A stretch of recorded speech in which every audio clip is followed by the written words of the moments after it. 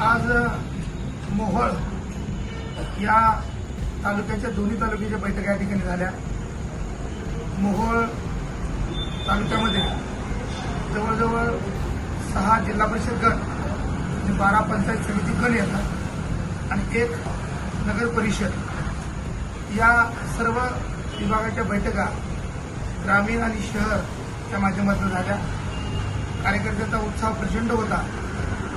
भारतीय जनता पार्टीचा जिल्हाध्यक्ष म्हणून आज या बैठकीमध्ये मला सांगायला अभिमान वाटतोय की सर्व गटातून गणातून व नगरपालिकेच्या प्रभागातून भारतीय जनता पार्टीतून उभारण्यासाठी प्रचंड अशी गर्दी या मोहोळमधून दिसून येते।